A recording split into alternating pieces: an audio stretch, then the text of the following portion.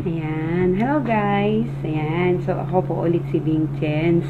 Ayan guys, share ko lang po sa inyo na mula nung napansin ako kay Algo, share ko sa inyo kung ano po yung ginawa ko mula nung ako'y pinansin, kung paano ako napansin pala.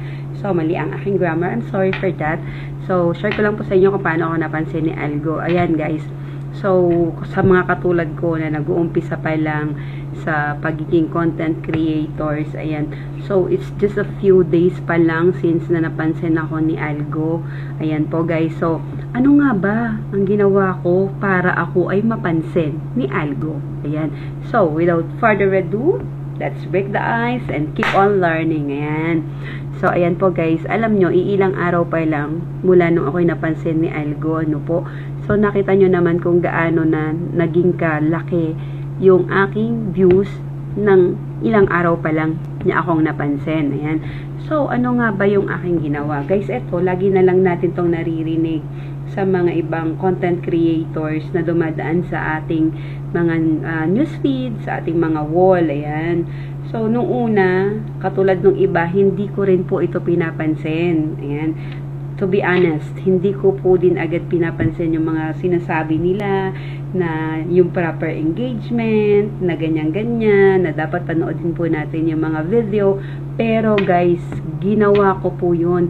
Pinanood ko yung mga video and then, tsaka po ako nag-comment at ang dapat pong i-comment natin is,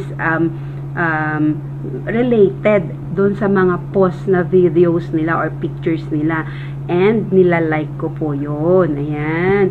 So, ganun po guys. Tapos, lahat po ng dumadaan sa aking wall, sa aking newsfeed, binabasa ko, pinapanood ko, at saka po ako nagko-comment. At kung nag-benefit ako dun sa video, sinashare ko po. Yun. So, ganun ang ginawa ko guys. And, ayan. So, alam nyo ba na ini-introduce niya na ako sa wide audience. Nakita nyo naman from 4 digits to 5 digits to 6 digits, ayan na po. So, hoping na more and more and more to come na views po and also yung earnings natin. So, ayan sa mga nag-uumpisa na katulad kong small content creators, ganun din po ang gawin natin para po tayo ay mapansin ni Algo. Magpa-cute tayo ng magpa-cute at magpapansin ng magpapansin. Ganun lang po guys.